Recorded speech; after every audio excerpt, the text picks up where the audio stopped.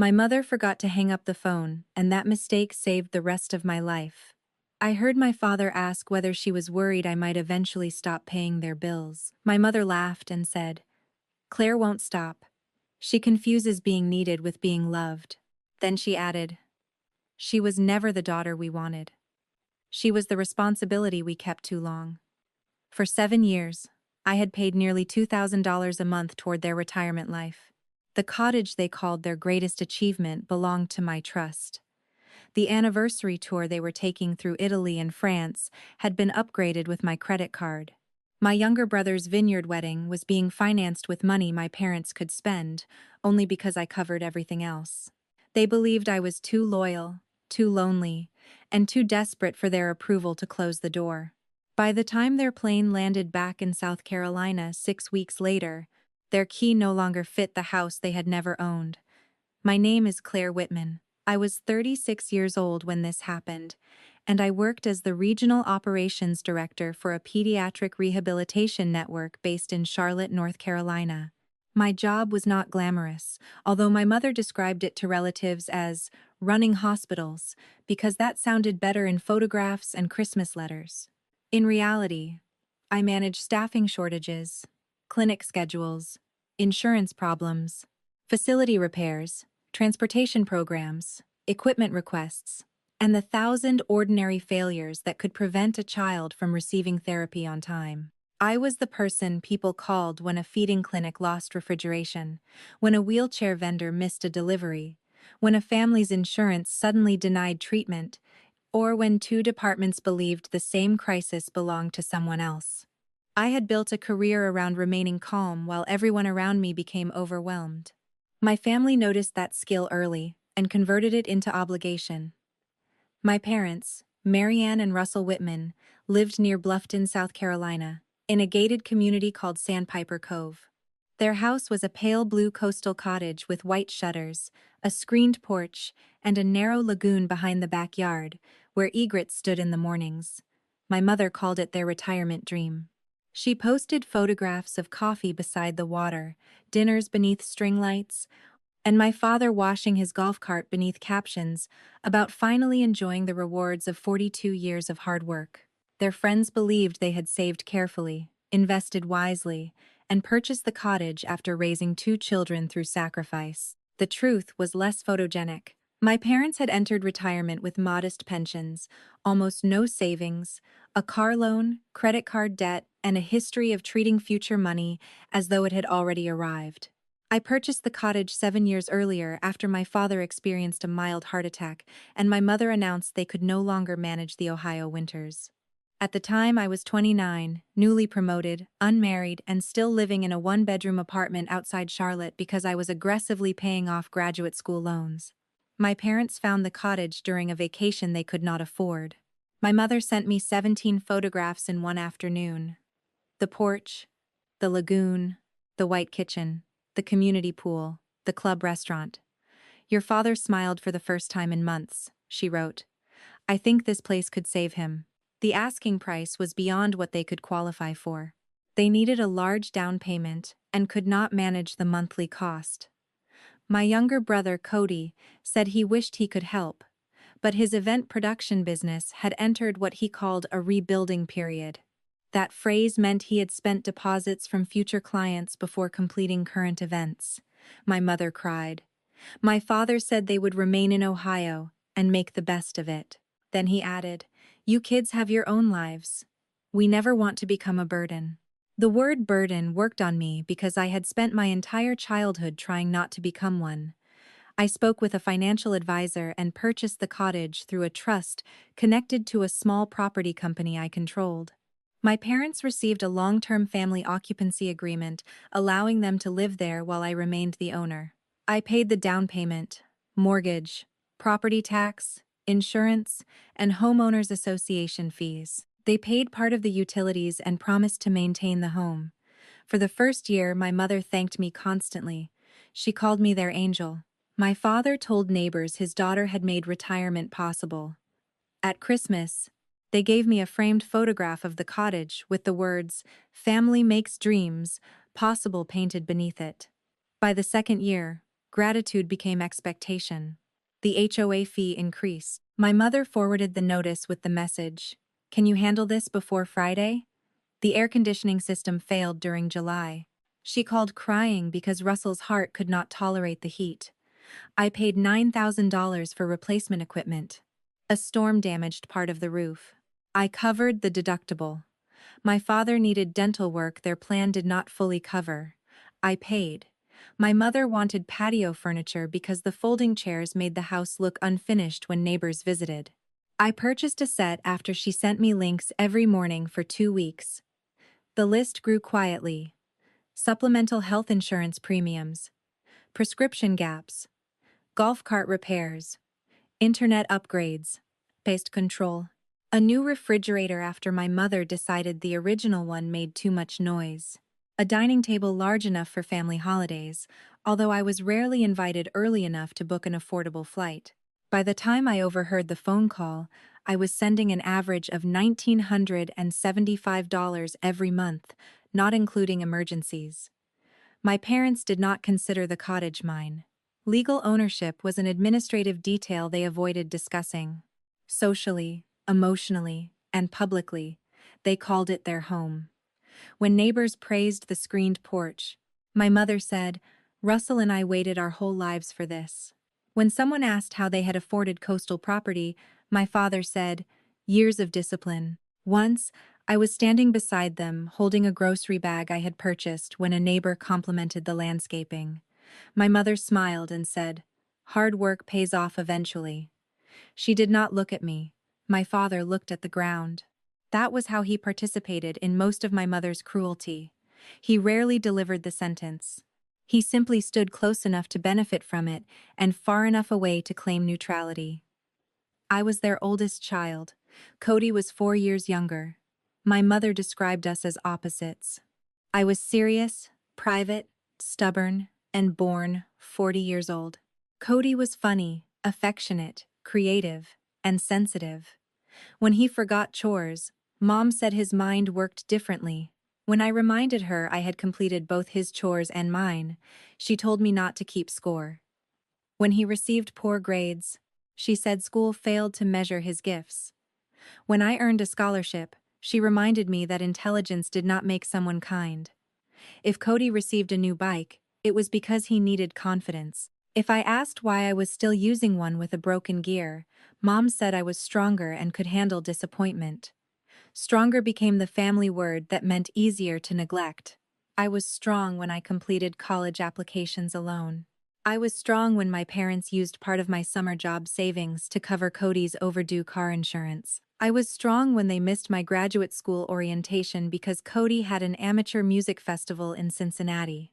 I was strong when my mother sent one text on my 30th birthday, but organized a surprise weekend for Cody's 26th because he had been emotionally discouraged. The family treated my ability to survive less attention as evidence I required none. Cody learned the arrangement without consciously designing it. When he needed something, he called my mother. My mother called me. She added fear to the request, removed any history, and presented payment as the only humane response. Cody needed $4,000 to complete a professional certification. Cody needed rent after a client canceled. Cody needed a reliable vehicle because his reputation depended on arriving professionally. Cody needed therapy after a breakup. Cody needed help preserving his credit because one mistake should not ruin a young man's future.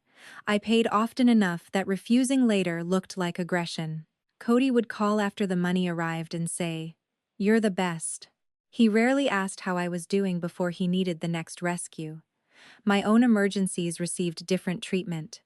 When I underwent shoulder surgery at 32, my mother said she would come to Charlotte, but remembered she had committed to organizing a charity luncheon at Sandpiper Cove. My father could not travel alone because he disliked long drives. Cody had a large event that weekend. A coworker named Janine Alvarez drove me home from the surgical center, picked up medication, and stayed the first night because I could not lift my arm. My mother texted, "Hope everything went smoothly," followed 2 hours later by a photograph of table centerpieces. Cody contacted me 19 days later asking whether I could review a disputed hotel invoice. I never told them how much that hurt. I made jokes about hospital employees receiving excellent care. I thanked Janine. I returned to work early.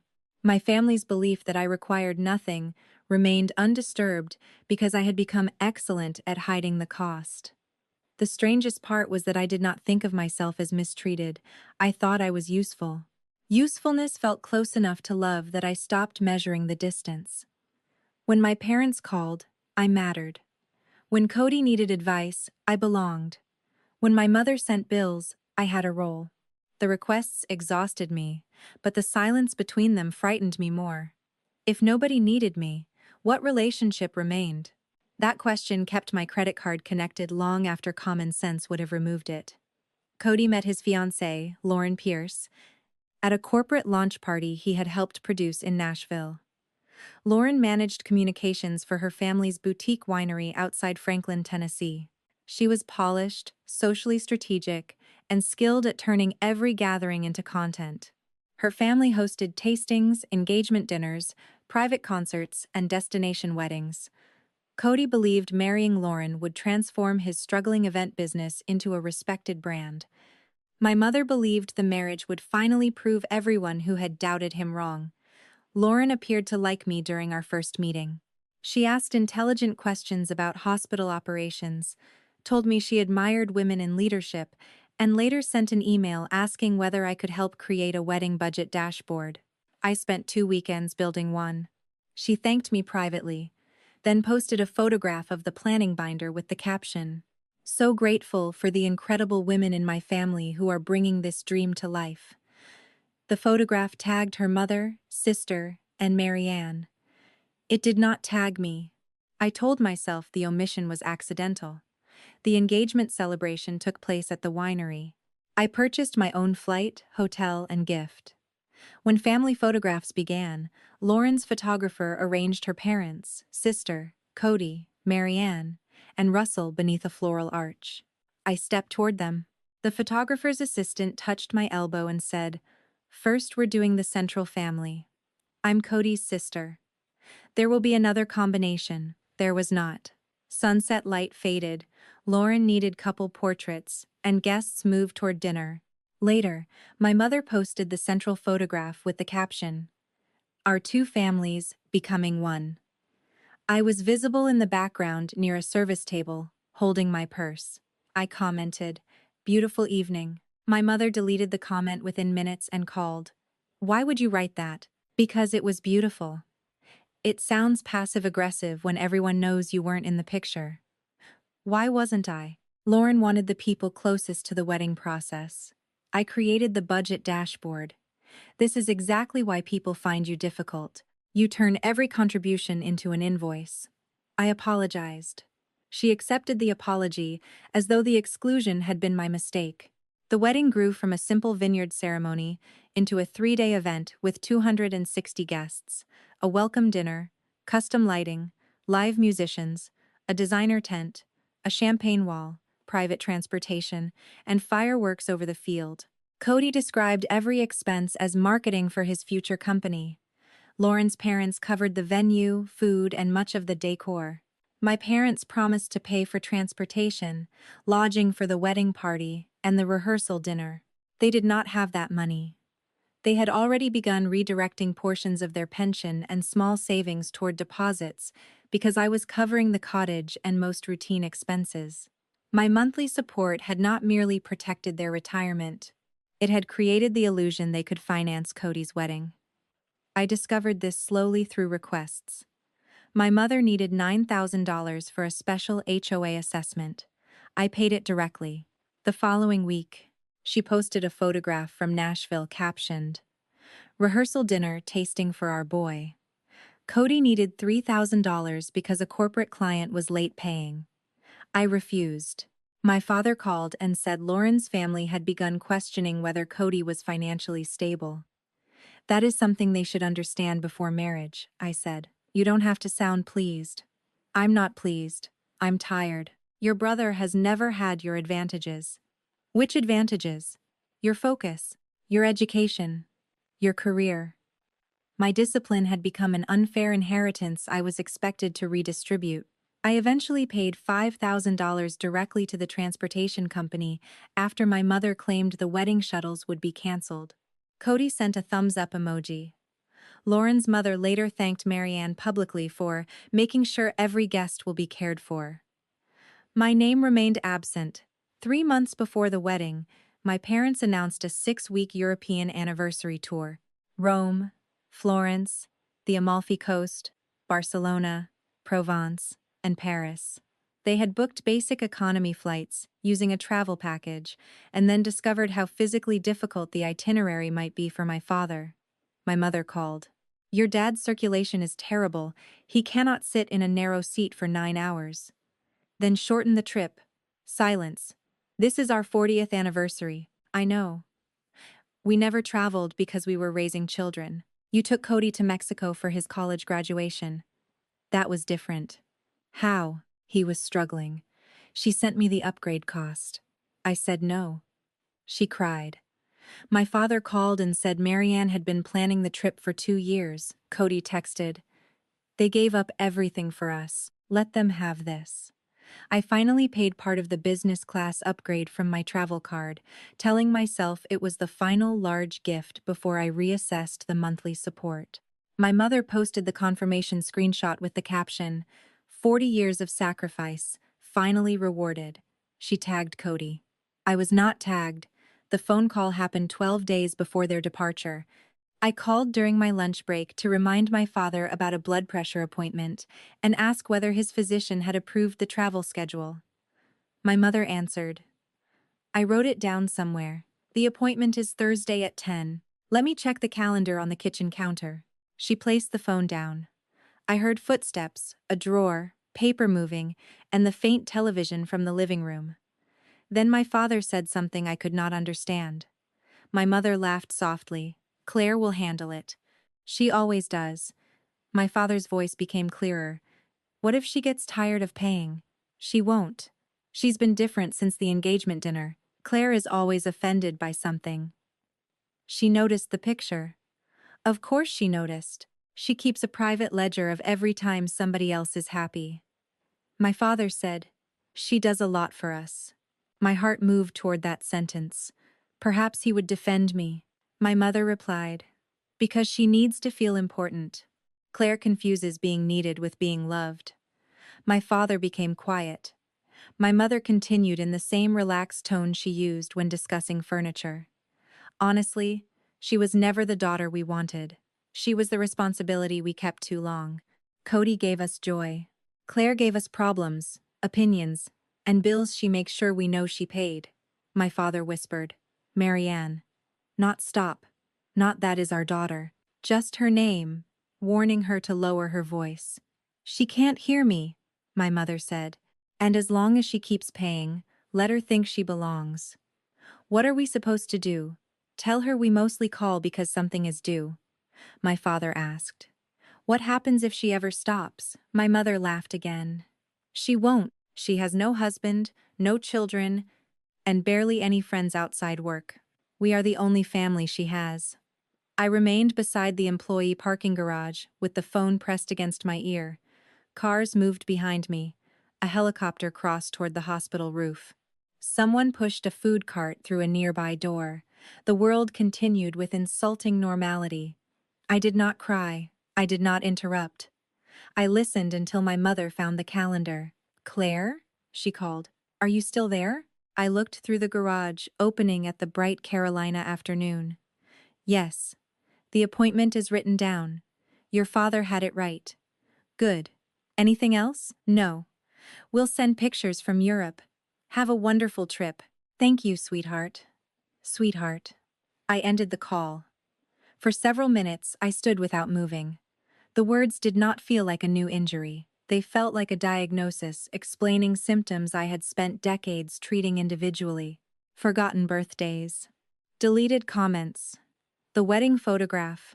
The emergency requests. My father's silence. Cody's easy entitlement. My mother's constant insistence that my pain reflected jealousy. It had never been a series of misunderstandings. It was a system. They needed my labor and money. They did not respect the person providing either.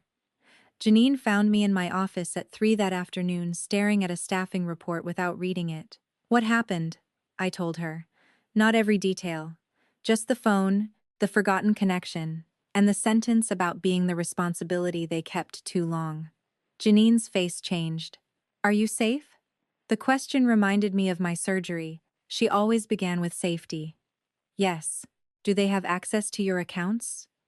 Authorized cards, utility portals, a joint emergency account, and occupancy of the cottage. Do they own the cottage? No. Then breathe before making decisions, but make decisions. I want everything disconnected. That sounds like a decision. I don't want to be cruel. Cruel would be destroying their belongings, abandoning necessary medication, or putting them on the street tonight. Ending indefinite financial support is not cruelty. They're leaving the country. Good. That gives everyone space. That evening, I opened every account connected to them. I created a spreadsheet because numbers remain honest when memories become sentimental.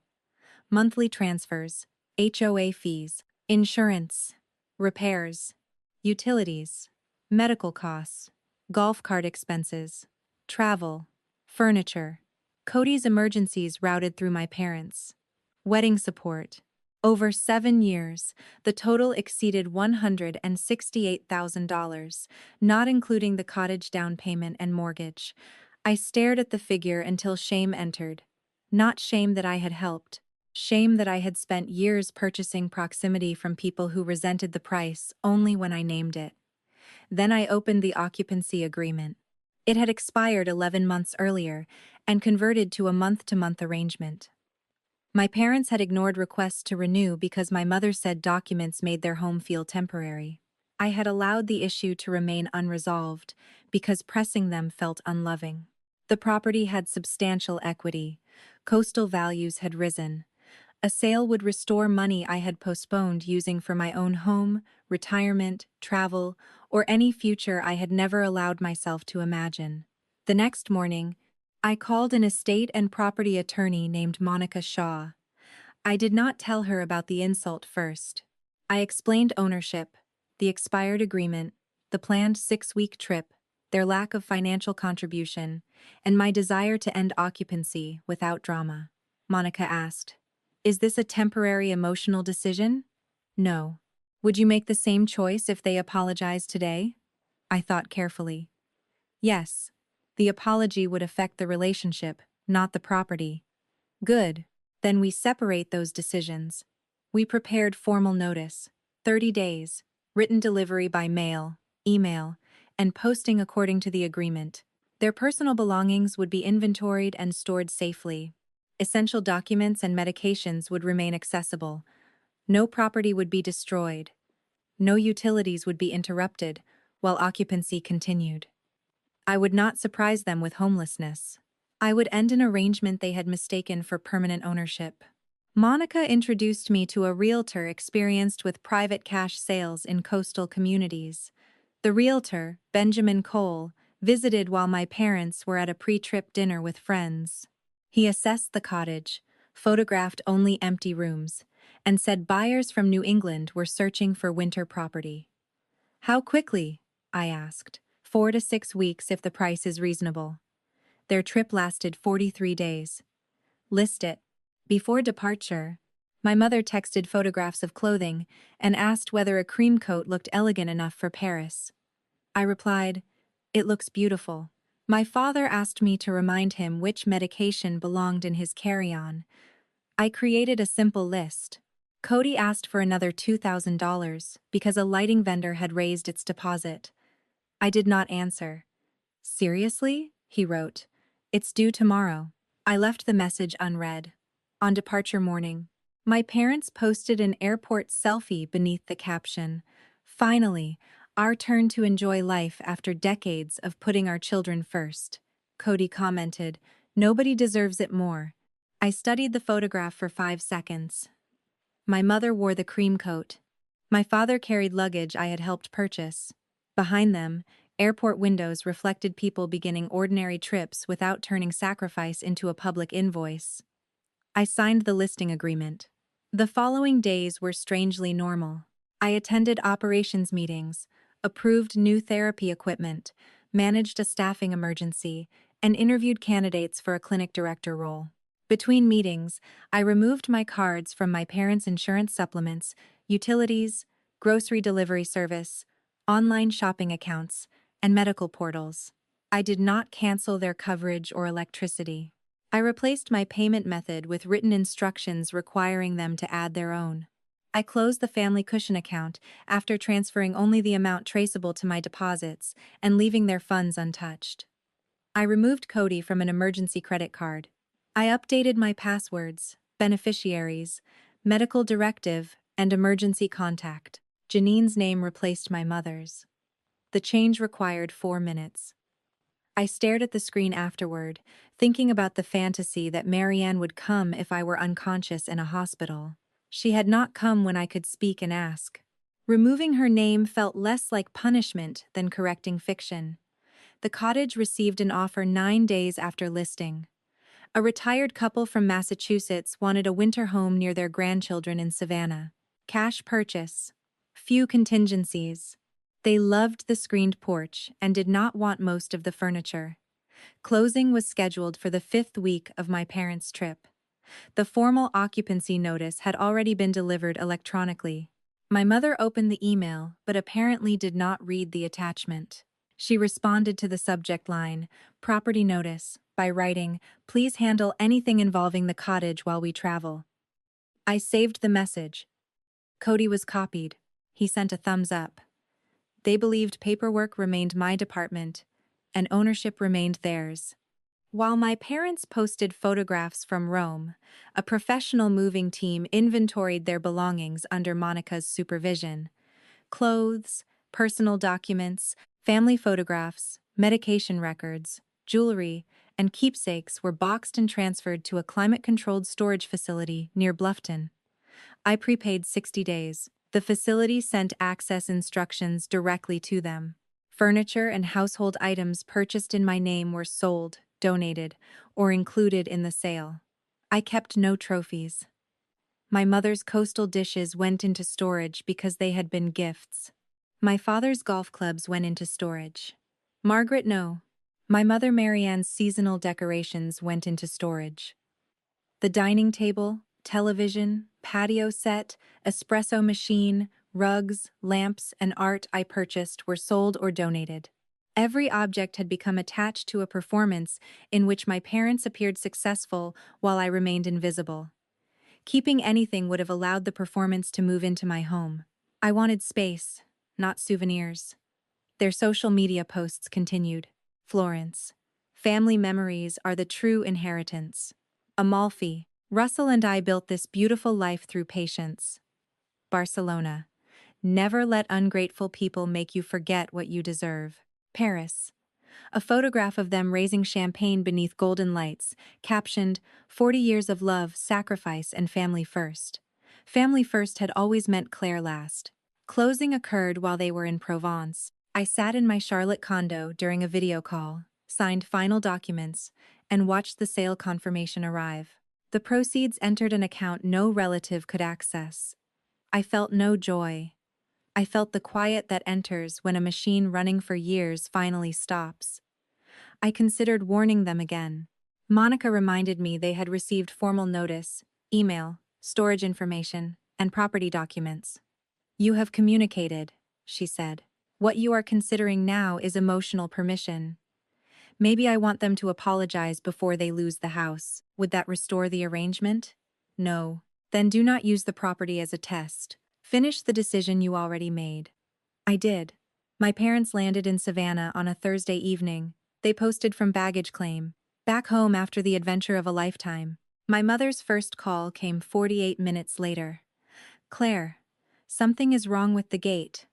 Their names were no longer registered as residents. The new owners had not moved in yet, but the property transfer had been processed. The gate admitted them as visitors after the rideshare driver provided identification. "Call the HOA," I said. My voice was calm. "Why would I call the HOA? You handle this." "Not anymore." Silence. What does that mean? "Read the property notices. Claire, we are exhausted. Do not be cryptic. The cottage was sold. The silence afterward contained the first crack in her confidence. Sold? Yes. What are you talking about? My father's voice entered from the background. Who sold the house? I did. You cannot sell our house. It was never your property. My mother laughed once, sharply. Stop it. We're standing outside with luggage. Your belongings are in a storage unit. The access information was emailed and mailed. 60 days are prepaid. Where are we supposed to sleep? A room is reserved for you at the Hampton Inn for 4 nights. After that, you will need to arrange housing. 4 nights? Her voice rose. We just returned from 6 weeks overseas. Yes. You did this while we were gone? I completed it while you were gone. You received notice before the sale. I told you to handle the paperwork. I did. Claire, this is insane. Give us the new code. There is no code I can give you. I no longer own the property. My father took the phone. Kiddo, slow down. Your mother is panicking. Tell us what happened. Kiddo. The word he used whenever he wanted me to soften reality. You heard her call me a burden. Silence. My mother said something behind him. What? He asked. The day I called about your blood pressure appointment. The phone remained connected. His breathing changed. Claire, I heard everything. Your mother was frustrated. She said I was never the daughter you wanted. She didn't mean... She said you mostly called because something was due. We can discuss this privately. We are. Selling the house is not a discussion. Neither was spending 7 years treating my money like family property. My mother took the phone again. You listened to a private conversation? You left me connected. That does not give you the right to punish us over one sentence. It was several sentences. You misunderstood the context. What context makes as long as she pays, let her think she belongs, sound loving. My father whispered her name. My mother ignored him. You have always been dramatic when Cody receives attention. This is not about Cody. Everything is about Cody with you. You used money freed by my support to fund his wedding. He is building a family. I was your family. You are proving why closeness with you is impossible. That sentence ended the final hope that exposure would produce immediate remorse. Your hotel confirmation is in your email, I said. The storage facility closes at 8. You cannot leave us in a parking lot. You are adults with pensions, credit cards, and 4 prepaid nights. After everything we did for you? Raise me? Yes. That was parenthood, not a loan. She began crying. I gave you life. And I returned 7 years of financial support. The account is closed. I ended the call. My hands shook so hard I placed the phone on the floor. Janine sat across from me on the sofa. She had insisted on being present for their return, not to celebrate, but because she understood. Boundaries often feel most dangerous during the first direct test. Do you want to call back? She asked. No. Do you want them safe tonight? Yes. They have a hotel. Yes. Then let the shaking happen. My parents called 47 times that evening. The first voicemails were confused. The storage email doesn't make sense. Call the hotel and extend the room. The front windows are empty. Then anger. You humiliated us in front of the neighbors. The new owner's agent told us to leave. You had no right to remove the dining furniture. Then threats. Your father will speak with an attorney.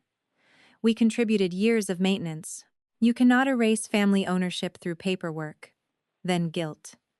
Your father's blood pressure is dangerously high. If anything happens, you will live with it. Your mother has not stopped crying.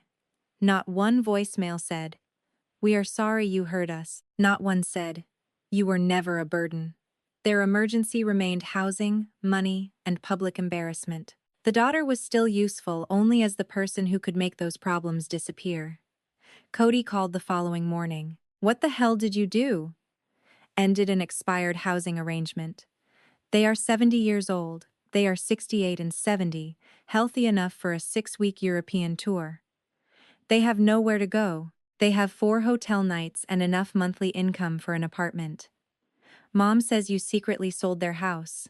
My house. You always do this. Do what? Use money to prove you have power. I used ownership to stop financing people who despise me. Nobody despises you. Were you part of the phone conversation? Silence. Mom was angry. You heard about it? She told me you were eavesdropping and overreacting. Did she tell you what she said? She said you always make everything transactional. Your wedding transportation was paid partly by me. I didn't ask you directly. That does not make the money less real. So this is about the wedding. No. The wedding was evidence. Evidence, he repeated bitterly. You speak about family like a workplace investigation. Because family explanations keep changing when receipts appear, he lowered his voice. Lauren's parents are already nervous about the rehearsal dinner. Mom and Dad used part of their savings for deposits. If they need an apartment now, the vendors may not be paid. There it was. Less than 24 hours after learning his parents had lost free housing, Cody's fears centered on the wedding. Then reduce the wedding. We sent invitations. Invite people to a celebration you can afford. You know this event could change my career. My money has already supported your career for years. You've always resented me because Mom and Dad actually enjoy being around me. The sentence hurt because it was probably true. They did enjoy him more. He was warm when no responsibility was required. I was associated with deadlines, bills, questions, and boundaries. Maybe, I said. Cody had expected denial. What? Maybe I did resent how easily they loved you. Silence. That does not make me responsible for your wedding. You are destroying this family. A family that requires my payments to remain pleasant is already damaged. You'll regret this when you're alone. I was alone during surgery. He had no answer. Do not call about money again, I said. If you want a relationship separate from requests, we can discuss that after 6 months. 6 months? Yes. You are unbelievable. Then believe this. I ended the call. My parents rented a 2-bedroom apartment 20 minutes inland from the coast. Beige carpet, small balcony facing a parking lot, no lagoon, no golf cart path, no community restaurant. They could afford it using their pensions and savings if they reduced travel and entertainment. My mother described it to relatives as temporary corporate housing while attorneys corrected the property theft. My father called it a misunderstanding. They leased an economy car after selling the SUV whose monthly payment had previously been supported indirectly through my transfers. The apartment was not poverty. It was the exact lifestyle their own income supported. That distinction became central, because relatives quickly accused me of making elderly parents homeless. They were not homeless. They were inconvenienced by losing luxury provided through someone they insulted. The family group chat exploded. Aunt Lorraine sent a Bible verse about honoring parents. Cousin Melissa wrote that disagreements should never affect shelter. Cody posted, "Imagine raising a child who sells your home while you're overseas." My mother remained silent publicly at first, allowing others to defend her. I did not argue paragraph by paragraph. I uploaded one document. 7 years of payments grouped by category: mortgage, HOA, taxes, insurance, repairs, healthcare, utilities, travel, furniture. Cody's support routed through my parents. Wedding expenses. Beneath the summary, I wrote, "The cottage was purchased, owned, insured, and sold by my trust. Personal belongings were inventoried and stored for 60 days. 4 hotel nights were provided. My parents retain pensions and savings sufficient for housing. I will not discuss this further in a group chat." The chat remained silent for 23 minutes. Then Aunt Lorraine asked, "Mary Ann, is this accurate?" My mother left the group. My father wrote privately, "Posting our finances was unnecessary. Allowing relatives to accuse me publicly was unnecessary. Your mother is embarrassed. She said I was a mistake. She was venting. You agreed through silence." I didn't agree. "What did you say?" He did not answer. That became the beginning of my understanding that passivity is still a decision when the silent person benefits from the harm. My mother went public 2 weeks later. She posted a childhood photograph of me at 8, sitting beside her on a picnic blanket. Her arm was around my shoulders. I looked serious even then. The caption read, "A mother gives everything, then discovers success can harden a child's heart. Family betrayal is a grief no parent should experience." Comments arrived quickly, prayers, hearts, people saying children forgot sacrifice. Then one of her Sandpiper Cove neighbors commented, "Marianne, wasn't the cottage owned by Claire?" My mother deleted the comment. Aunt Lorraine wrote, "Perhaps this should remain private." The post disappeared by evening. She replaced it with quote graphics. "Blood makes you related. Loyalty makes you family. Be careful which bridges you burn. Money reveals character." The likes decreased. Her Sarasota friends had watched the moving crew. The HOA knew the deed history. The new owners had arrived. Image becomes difficult to maintain when witnesses live nearby. My father consulted a local attorney who sent a letter claiming implied family ownership and detrimental reliance. Monica answered with the deed, trust records, expired occupancy agreement, written notice, storage inventory, payment history, and my mother's email instructing me to handle the property paperwork. No second letter arrived. My father later said I had embarrassed him by lawyering up. I reminded him he hired the first attorney. I was trying to understand our rights. "You had occupancy rights," they ended. "A daughter shouldn't hide behind technicalities. Ownership is not a technicality when you want the proceeds." Cody's wedding changed. Lauren's family refused to cover the missing rehearsal, dinner, and transportation balances. Cody and Lauren reduced the guest list from 260 to 110. The designer tent became a standard rental. Fireworks disappeared. The rehearsal dinner moved to a casual restaurant. Guests booked their own transportation. My mother called the changes humiliating. Lauren called them necessary. I remained invited but declined. "You're punishing us," Cody said. "I am not attending a wedding where my primary role has been financial support and background absence." "You're my sister. Was I immediate family in the engagement photographs?" Lauren made that decision. "Did you object?" Silence. "I hope you have a good marriage," I said. "I will not finance or attend the event." He called me cold. The wedding occurred in October. My parents attended. My mother wore an expensive dress purchased before the trip. Cody and Lauren appeared happy in the photographs. During his speech, Cody thanked both sets of parents and the people who stayed when success was delayed. A cousin sent me the video, perhaps expecting me to feel punished. I watched once. Then I deleted it. 6 weeks later, Aunt Lorraine invited everyone to Thanksgiving at her home, outside Charleston. She said my parents wanted a private family conversation. I declined. Then, she forwarded the document they planned to present. It was titled, "Whitman Family Reconciliation Plan." My mother had written that the sale resulted from my emotional overreaction to a private conversation taken out of context.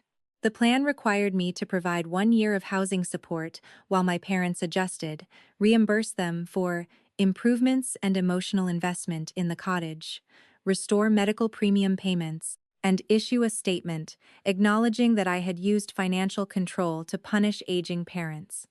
In return, my family would stop discussing the conflict publicly and invite me to future holidays without requiring an apology to Cody. The document converted 7 years of support into evidence I owed continuation. It also contained a proposed social media post. "I regret allowing hurt feelings and professional stress to damage my relationship with the parents who sacrificed for me.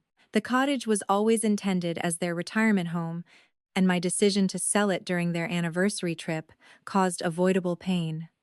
We are working privately toward healing." My name waited beneath the statement.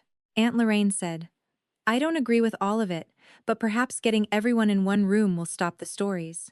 Janine asked. "Why I wanted to attend. I want to hear whether Dad admits what he heard." "Is that worth entering the room?" "I don't know." "Do you want reconciliation?" "Not with Mom." "Then what do you want?" "The truth in front of people she recruited." Janine nodded. "That is not the same as peace." "No. It may still be something you need once." We attended together. 24 relatives gathered at Lorraine's colonial house. My parents arrived early and had already arranged the seating. My place card sat near the kitchen entrance. Cody and Lauren sat near the center beside Marianne and Russell. Janine's name did not appear. Friends are in the den, my mother said. Janine sits with me. This is a family discussion. She took me home after surgery when nobody in the family came. The room quieted. Aunt Lorraine added a chair beside mine. My mother smiled tightly. There's no need for theater. Then stop using chairs as categories. Dinner passed beneath forced politeness. My mother described the apartment as a temporary adjustment. My father discussed health insurance. Cody spoke about wedding photographs and his new business contacts. Lauren remained quiet. Several relatives asked about my work. Marianne interrupted one answer to mention how difficult moving had been on Russell's blood pressure. The old rhythm remained. My life received a sentence. Their inconvenience received the table. After dessert, my mother distributed the reconciliation plan. We all make mistakes, she began. Claire heard a private conversation during a stressful period and reacted without giving us the opportunity to explain. Russell and I returned from our anniversary to discover the home we believed was ours had been sold, our belongings removed, and our lives destabilized. We do not want punishment. We want accountability and healing. What accountability belongs to you? I asked. We will acknowledge that some words were unkind. Which words? Claire.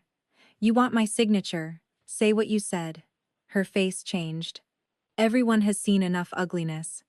They have seen your version. My father shifted in his chair. Cody muttered, Here we go. I looked at Marianne. Did you say I confused being needed with being loved? Silence. Did you say I was never the daughter you wanted? Aunt Lorraine looked toward her sister. Marianne's eyes filled. I said things during a private moment of frustration. Did you say I was the responsibility you kept too long? I did not use those exact. I recorded nothing. I remember. Then why ask? Because I want you to say it while the people you used against me are listening. She began crying. I said you were difficult to love. The room changed. That is not the same sentence. Fine. Her voice sharpened. I said you were not the daughter I imagined. You were always serious, critical, and resentful of your brother. You kept track of everything we needed, and made us feel small whenever you helped. Did you accept the help? We thought it was given with love. It was. Then why use it as a weapon now? Ending support is not retroactively removing love. You sold our home. I sold my property. We lived there 7 years, without paying for it.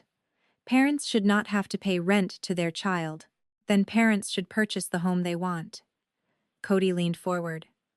This is what you do. You turn feelings into invoices. And you turn invoices into mom's feelings until somebody else pays. The wedding was already reduced. You are married. The event ended. Why am I still expected to support our parents, so you can keep using their pension as backup? Lauren looked at him. What does she mean? Cody became defensive. Nothing. My mother said, Cody's marriage is not part of this. It has always been part of this. I paid the cottage bills. You used your available money for wedding deposits. When I stopped, the wedding changed. That is why everyone says I ruined it. Lauren looked at Marianne. You told my parents the rehearsal dinner money came from retirement savings. It did. Savings available because Claire paid everything else, I said. Lauren's expression hardened. Cody, did you know? She offered to help Mom and Dad years ago. That has nothing to do with us. You texted me for lighting money 12 days before their trip. I was under pressure. You were always under pressure when my account was available. My father finally spoke. Claire, your mother was wrong to say those things. Every face turned toward him. Did you hear her? I asked. Yes. Had she said similar things before? He looked down. Russell, Marianne warned. Yes, he whispered. The word hurt more than the original insult. How often, Claire, does the number help? It tells me whether this was one bad day. She felt you judged us. Did you ever tell her to stop? I told her you helped us. That is not the same. I was trying to keep peace. Whose peace? He looked toward Marianne. You knew she believed I was lonely enough to keep paying so you would continue calling. Tears entered his eyes. I knew she said that. Did you believe it? He hesitated. My mother said, "Do not answer cruel questions designed to humiliate you." Yes, he said. Marianne stared at him. Sometimes I believed you needed us to need you. Why did that justify taking? It didn't. Why didn't you warn me? Because if you stopped, we could not afford the cottage. The truth arrived without decoration. My father had protected my mother's contempt because my money maintained his lifestyle. Aunt Lorraine covered her mouth. Cody stared at the table. I felt strangely calm. Thank you, I said. Russell began crying.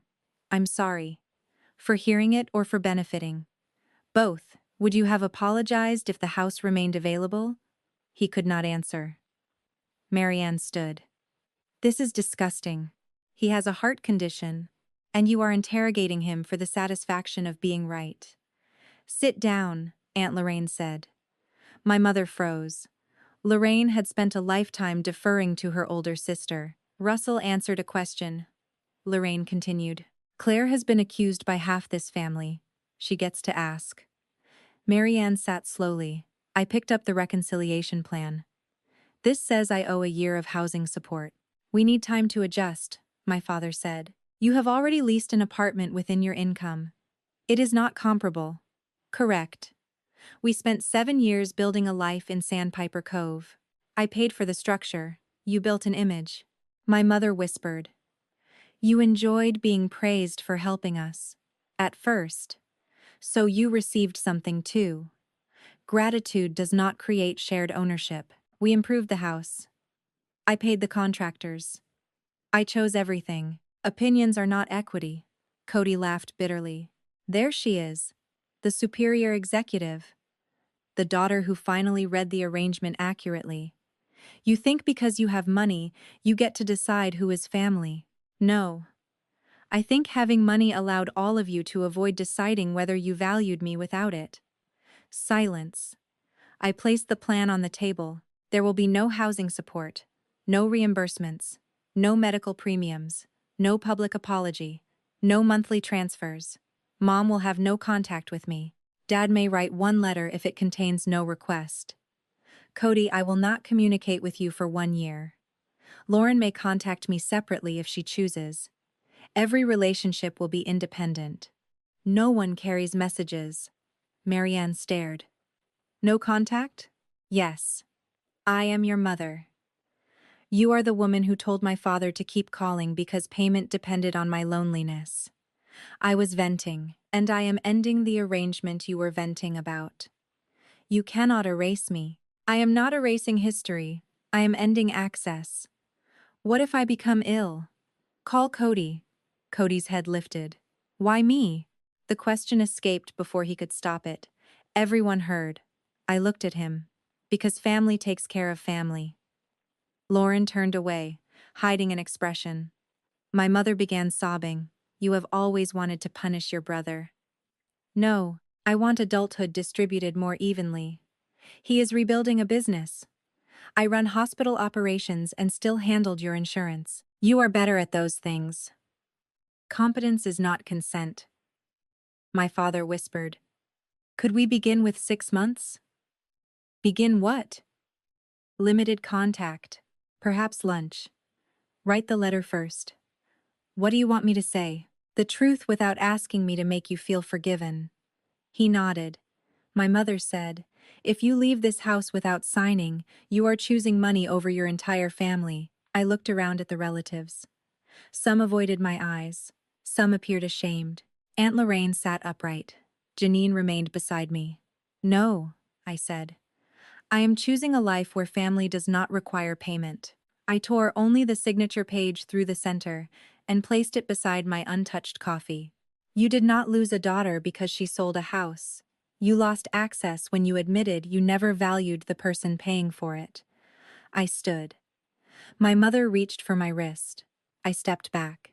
Do not touch me, Claire. No. One day, you will regret this. The sentence had controlled me for years. One day we will die. One day you will be alone. One day money will not hug you. Maybe, I said. Regret is still safer than returning to the same arrangement. Janine and I left. The night air smelled like rain and wood smoke. Inside the car, my hands began shaking. Do you want to go back? She asked. No. Do you feel powerful? No. Good. I looked at her. Why good? Because this is grief, not a performance. We spent Thanksgiving night at a roadside hotel eating grilled cheese sandwiches from a 24-hour diner. It was not elegant. Nobody photographed the meal. I felt safer there than I had at any family table in years. My father's letter arrived 6 weeks later. It was 8 pages long. The first 2 pages explained his childhood, conflict avoidance, heart problems, and fear of my mother's anger. I nearly stopped reading. Then the tone changed. I knew Marianne did not enjoy Claire in the way she enjoyed Cody. I told myself parents connect differently with different children. When Claire paid bills, I felt relieved and ashamed. Instead of addressing the shame, I allowed Marianne to describe Claire as controlling. That made accepting the money feel less like dependence and more like compensation for tolerating her personality. I read that sentence twice, he continued. I knew the cottage was legally Claire's. I also began speaking about it as ours, because neighbors respected me more when I appeared to own it. Every time Claire paid an expense, I avoided thanking her because gratitude would have reminded me the life was borrowed. When Marianne called her a burden, I did not defend her, because defending her might have ended the money. I chose comfort over my daughter. No request until the end. I would like to meet in a public place one day. I understand if that day never comes. I waited 4 months.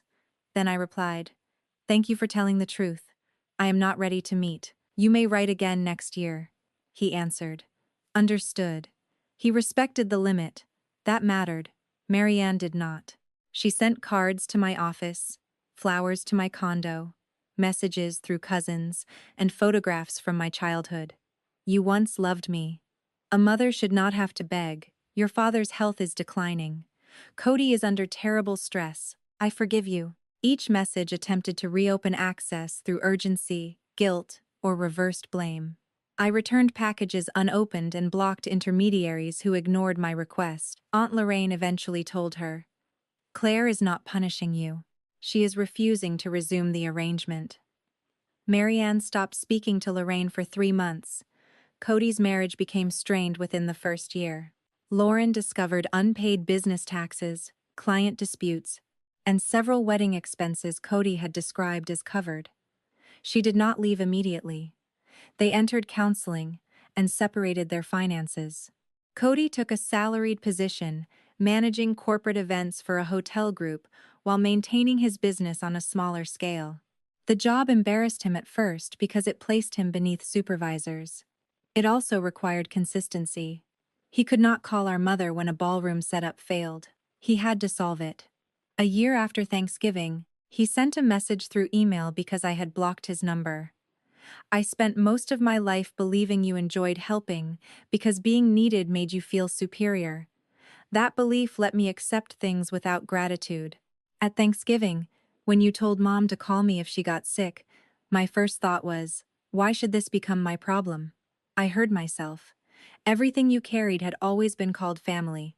The second it moved toward me, I called it unfair. He apologized for the engagement photograph, wedding requests, and the statement about my loneliness.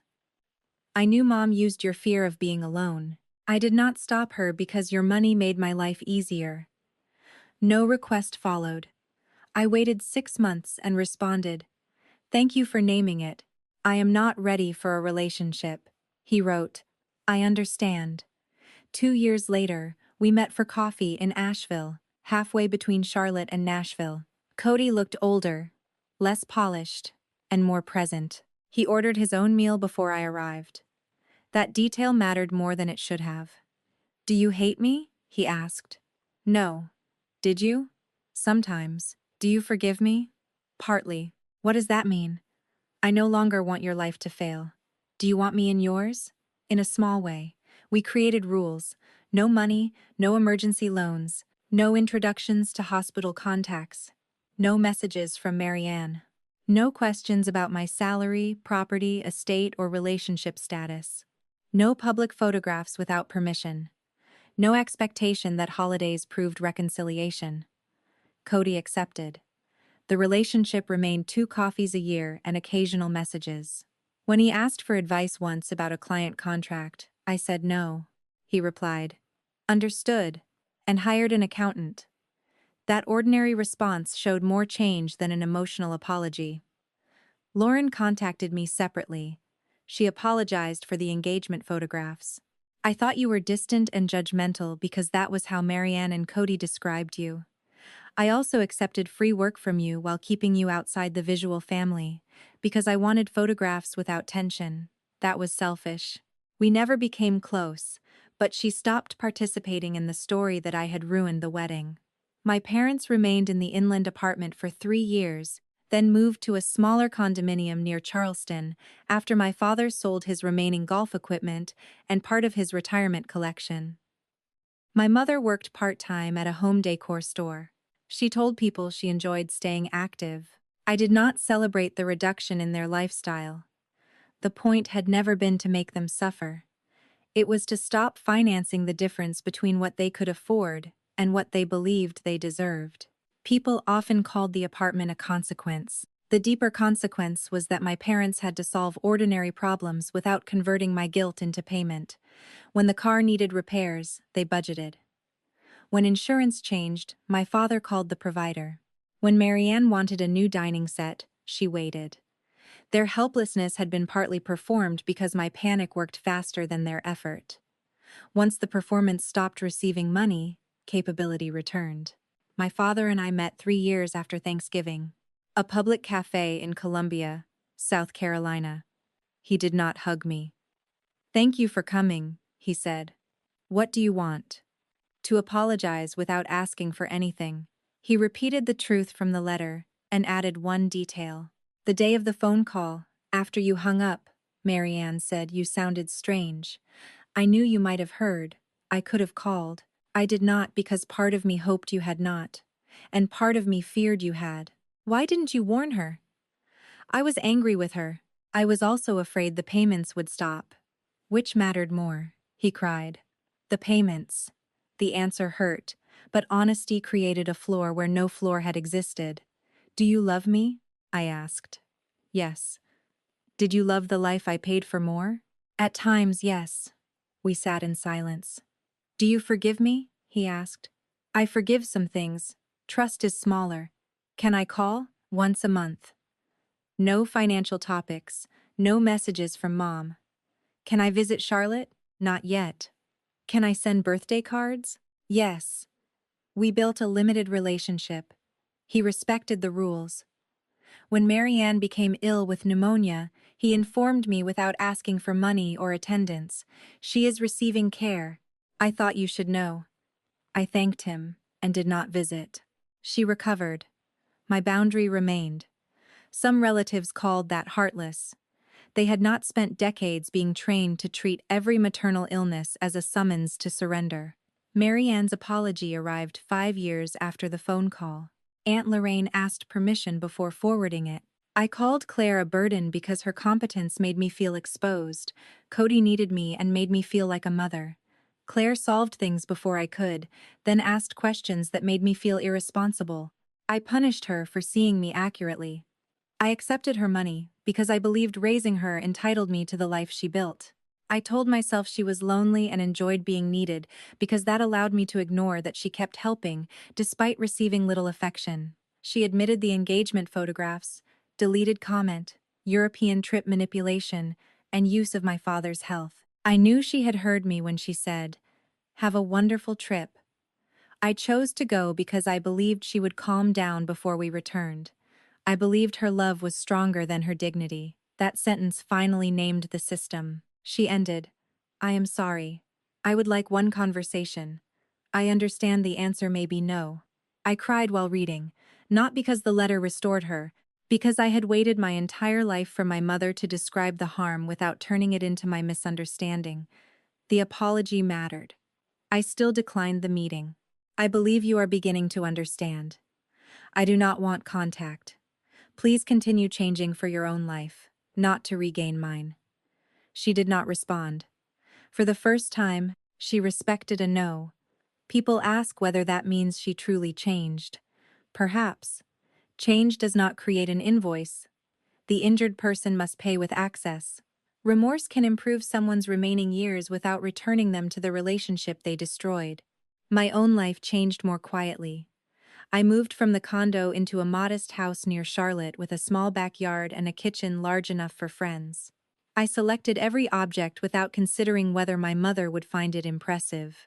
I accepted a promotion to Chief Operating Officer for the Rehabilitation Network after nearly declining because I feared increased responsibility would leave less energy for family emergencies. Once those emergencies stopped, I discovered how much ambition I had been storing beneath obligation. My savings grew rapidly. At first, I assumed a transfer had been duplicated. Then I understood the financial leak had ended. Money remained where I placed it.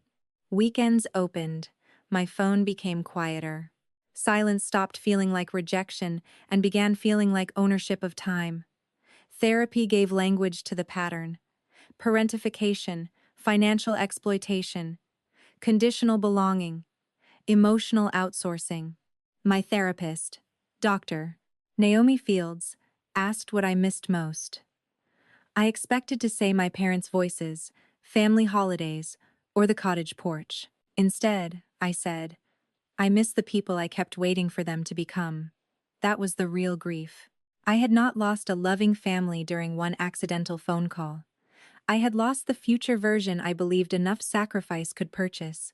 I created a scholarship through my hospital network for young caregivers and first-generation healthcare workers who were supporting relatives while completing training. The scholarship included financial counseling because many recipients believed every dollar they earned belonged partly to the family they came from. I did not tell them to cut people off. I told them, support chosen freely is generosity. Support extracted through guilt is control. One student asked, how do you know the difference? Whether no is allowed. That answer became central to my life. Janine remained my emergency contact and closest friend. She later married a respiratory therapist named Malik.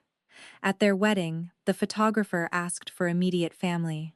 Janine pulled me beside her mother and said, Claire is here. No explanation. No accounting of favors.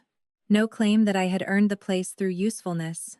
I stood inside the photograph because she wanted me there. When the picture arrived, I cried at my kitchen table. Belonging without payment felt unfamiliar enough to resemble grief. I eventually met a man named David Chen, a landscape architect who consulted on one of our rehabilitation gardens. On our fifth date, I told him I was estranged from my mother and maintained a limited relationship with my father and brother. He did not ask whether I planned to reconcile.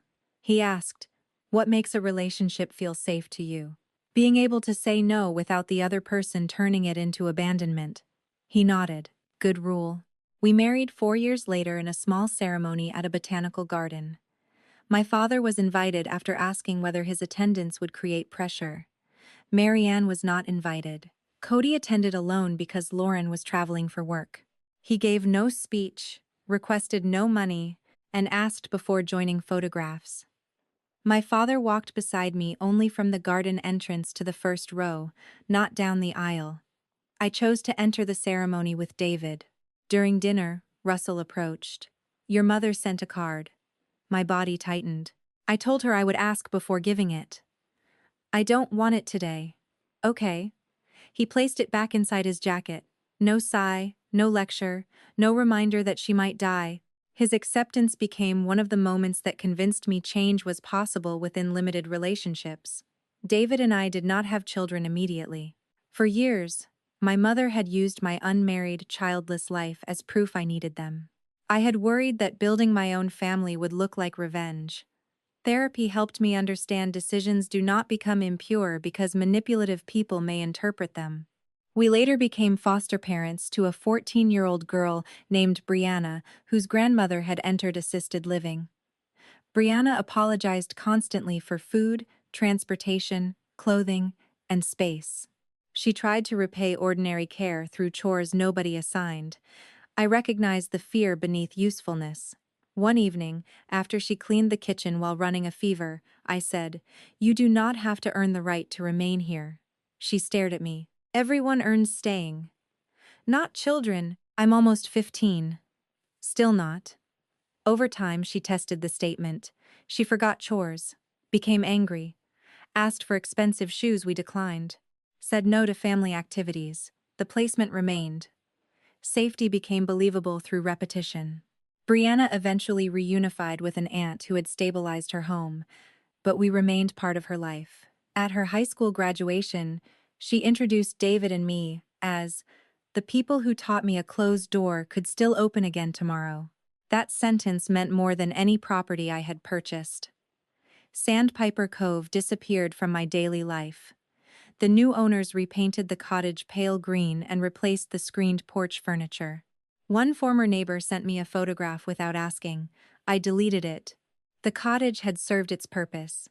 It taught me that purchasing a home for people does not create the home you want inside them. Home is not the building where your money keeps others comfortable. Home is the place where your existence does not require justification. Last Thanksgiving, 13 years after the phone call, David and I hosted 18 people: Janine and Malik, Brianna and her aunt, colleagues, neighbors, my father, Cody and Lauren, who had rebuilt their marriage through honest finances and smaller expectations. Marianne was not invited. Russell understood. Cody asked before accepting. "Will Mom's absence make this uncomfortable for you?" "It will be sad," I said. "Sad and unsafe are different." He nodded. No place cards were arranged by family rank. People chose seats. My father sat beside Malik and discussed blood pressure medication without expecting me to manage it. Cody brought store-bought pie because he had worked late. He did not apologize for failing to create something impressive. After dinner, Janine suggested a photograph. "Private?" David asked. Everyone agreed. Cody remained near the back until I invited him forward. My father stood beside me but did not place a hand possessively on my shoulder. Brianna squeezed into the center. The first photograph was blurry. The second caught everyone laughing because the timer nearly fell. We kept that one. The photograph did not prove the original family had healed. It documented the exact relationships that existed. My father present with limits, my brother present after years of change, my mother absent because remorse had not made contact safe, and chosen family filling the room without requiring anyone to disappear. After dessert, Cody helped wash dishes. "Do you still hear Mom's voice?" he asked. "Sometimes." "The burden line?" "Yes." "What does it feel like now?" I considered. "Like information." "Not pain?" "Both. Less pain." "Do you think she meant it?" "Yes." He looked surprised. "Even after the apology?" "Apologies do not make past words false. They show the person understands them differently now." "Do you miss her?" "I miss several versions." "Would you ever see her?" "I don't know." "Does she ask?" "Not anymore." He dried a plate. "That probably means she changed." "Maybe." "Would that be enough?" "Change is not an entrance fee." He nodded.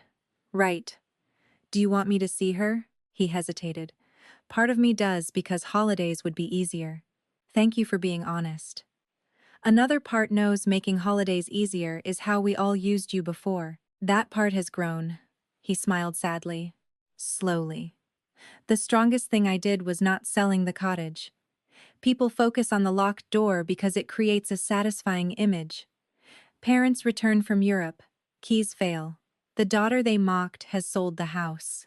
But property was only the visible boundary. The strongest moment happened when my mother asked, "Are you still there?" And I answered yes, without revealing what I had heard. For the first time, I stopped demanding immediate explanation from someone who had spent decades changing explanations. I used the information. I allowed patterns to become visible. I separated emotional decisions from property decisions. I did not destroy their belongings, cancel medical care, or leave them sleeping in a parking lot. I gave notice, storage, and temporary lodging. Then I stopped providing the luxury difference. My parents called that punishment because entitlement experiences withdrawal as aggression. In reality, they began living at the level their own resources supported. My father learned to complete insurance paperwork. My mother found part-time work. Cody accepted salaried employment. The world did not collapse when I stopped rescuing them. It rearranged itself around reality. That was painful because it proved much of their helplessness had been strategic. They were capable. They simply preferred the system in which my panic solved problems before their effort became necessary. I once believed self-worth meant being successful enough that my family would finally respect me. That belief kept me working, paying, fixing, and waiting. Self-worth began when I accepted their respect, might never arrive, and stopped using my resources to audition for it. It was not the house sale, promotion, savings account, marriage, or scholarship. It was the sentence, "No more," spoken, without requiring anyone to agree that the limit was fair. Family titles do not create unlimited credit. Giving birth does not create permanent ownership over a child's adulthood. Raising a child is not a loan collected through access to salary, time, housing, forgiveness, or silence. Children may choose to help parents. That choice can be beautiful. It stops being generosity when fear makes no impossible. My mother's most accurate statement was that I confused being needed with being loved. She intended it as mockery. It became the truth that freed me. Being needed gave me tasks. Love should have given me care when I had nothing to offer. Being needed produced bills, emergencies, and praise when I solved them. Love should have remembered my birthday, arrived after surgery, placed me inside the photograph, and defended me when I was not listening. I had been surviving on the wrong evidence. Once I learned the difference, their requests lost emotional authority. I still help people. I help my father in limited ways when he asks respectfully and accepts no. I send Cody advice when I choose. I support Brianna. I fund the scholarship. I care for patients, employees, friends, and David. Boundaries did not make me selfish. They made generosity honest because I no longer gave from terror. I do not celebrate my mother's smaller life. I do not imagine her lonely to make myself feel powerful. No contact is not a daily revenge ritual. Most days I do not think about her. Peace became possible when I stopped making her growth, regret, or suffering my responsibility. Perhaps one day I will meet her. Perhaps I will not. The decision belongs to the person I am when that day arrives, not to relatives who want a complete holiday photograph. The phone call gave me knowledge. The locked door gave me distance. Time gave me a life no longer organized around proving I was worth keeping. So here's the question I would ask anyone listening, because people remain divided when they learn I eventually allowed my father and brother back into small, carefully limited relationships, but still refuse contact with my mother, despite her detailed apology. If you spent 7 years funding your parents' retirement, overheard your mother call you a burden and the daughter they never wanted, discovered your father stayed silent because he feared losing your money, and realized your favored brother's wedding had been subsidized by your self-abandonment, but all three later admitted the truth and changed, would you ever unlock the family door again? Or would the sentence you were never meant to hear be the moment it closed forever?